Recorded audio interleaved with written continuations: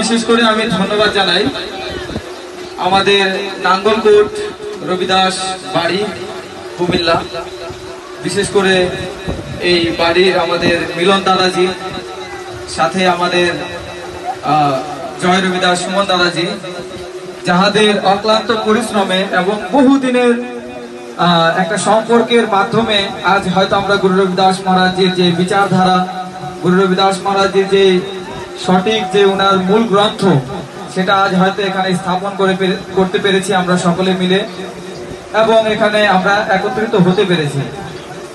সদ্গুরু রবিদাস মহারাজের একটা বাণী আছে, গুরু রবিদাসজি বলেন যে সাধ संगत बिना भाव नहीं उपजे, भाव बिना भगत नहीं होए तेरी, कह रविदास एक बेनती हरिसो, पैज राखो राजा राम मेरी। सद्गुरु रविदास महाराज বলছেন যে সৎসঙ্গ বিনে আমাদের ভেতরে যে একটা প্রেম, একটা ভালোবাসা গুরুর প্রতি হোক বা মানবের প্রতি হোক, সেটা কখনো জন্ম নেয় না। কখন জন্ম নেয় না? যখন আপনি সৎ সঙ্গ করবেন না। এই যে আজ আমরা এখানে সকলে আছি, এটা কিন্তু একটা সৎসঙ্গ, একটা জাগ্রত ভাব কিন্তু এখানে দেখা যাচ্ছে।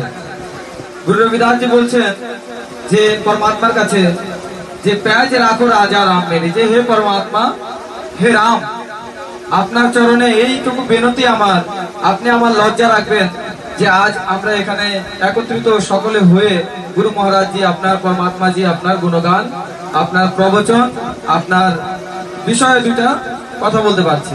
এটা কিন্তু পরম সৌভাগ্য। গুরু রবিদাস মহারাজজি আজ থেকে 650 বছর আগে উনি অবতারিত হয়েছিলেন আমাদের ভারতের বেনারসে, যে জায়গাটার নাম হচ্ছে শ্রী গোবর্ধনপুর। ওখানে একেবারে এই টোটাল ডিটেলস দেওয়া রয়েছে বাংলায়। গুরু রবিদাস মহারাজজি 1377 খ্রিস্টাব্দ সম্ভবত 1433 উনি ভারতের কাশীতে, দিন ছিল রবিবার, সময় ছিল 4টা, আমাদের মাতা শ্রীমতী কলসি দেবীর গর্ভে তিনি পরমাত্মার আদেশ অনুসারে এসে তিনি এই পবিত্র ধরণীতে তিনি জন্মগ্রহণ করেন। গুরু রবিদাস মহারাজজির পিতাজির নাম ছিল বাবা সন্তোষ দাসজি, এবং ওনার একটাই ছেলে ছিলেন যার নাম ছিল বাবা বিজয় দাসজি, এবং ওনার স্ত্রীর নাম ছিল শ্রীমতী লুনা দেবীজি। গুরু রবিদাস মহারাজজির খুঁটিনাটি আমরা কিন্তু প্রত্যেকটা জেলায় মোটামুটি আমরা সকলেই জানি, কিন্তু গুরু রবিদাসজি কি করতে বলেছেন এটা কয়জন জানি? আমিও কিন্তু এখন পর্যন্ত জানি না।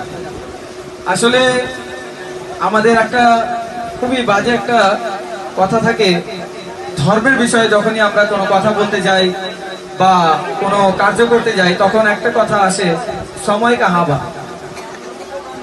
এই কথাটা কিন্তু আসেই ঘুরে ফিরে, সময় কাহাবা। তো বিষয় হচ্ছে, কবির সাহেবজির একটা দোহা আছে যে কবির সোতা ক্যা করে, উঠ के ना जपे मुरार, एक दिन सोवन होए गो लांबे गोड़ पसार। একদিন ঘুমাইতে হবে, আর এমন ভাবে ঘুমাবো যে উঠার আর কোনো নাম থাকবে না।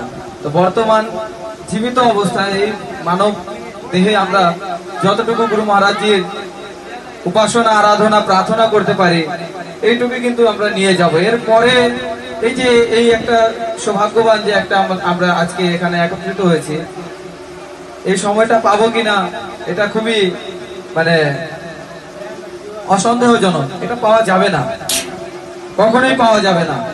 আপনি এমনিতে গুরু মহারাজজি আহ্বান করেন,